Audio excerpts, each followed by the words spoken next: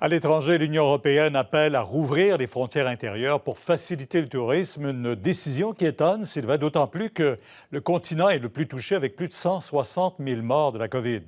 Oui, et s'il y a effectivement du progrès dans certains pays, bien dans d'autres, notamment le Royaume-Uni, ce n'est pas nécessairement sous contrôle. Reste que dans l'Union européenne, là, on veut vraiment au moins empêcher que l'industrie touristique ne s'écroule, là. Alors donc déjà, là, on fait un appel à rouvrir les frontières. On commence à en parler, l'Allemagne, la France notamment, la Suisse, l'Autriche. On voudrait pouvoir donc rouvrir, là, vous voyez des images d'Italie, pour la mi-juin, là, c'est l'objectif qu'on se fixe.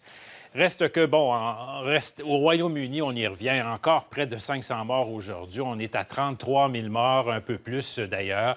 Mais il y a eu encore une fois un léger déconfinement. Les gens qui peuvent se rendre au travail ont commencé à le faire et on permet aux gens de sortir à l'extérieur. On ouvre aussi au golf, on ouvre au tennis, un peu comme ici, bien sûr. En France, réouverture aussi, graduelle toujours, du déconfinement. Les plages sur le littoral de l'Atlantique, notamment, ont rouvert aujourd'hui. Mais pas question d'un pique-nique ou de rester statique. Il faut bouger, se baigner. On a donc, encore une fois, des règles qui restent en vigueur. Un mot sur le Brésil, parce que le président là-bas est de plus en plus contesté pour sa gestion de la pandémie. Oui, tout à fait, parce que là-bas, la situation est loin d'être sous contrôle.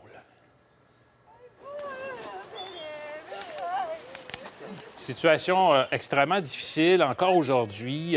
On a un total de près de 13 000 morts au Brésil et ça ne cesse d'augmenter de jour en jour, si bien que la popularité de Jair Bolsonaro, qui est le président là-bas, est en chute libre. Ce sont les États qui prennent les décisions cependant et dans la plupart des cas, on refuse de se plier à ces règles. Aujourd'hui encore et hier, il a dit que les salons de coiffure étaient considérés comme un service essentiels et doivent rester ouverts, mais c'est à peu près pas suivi.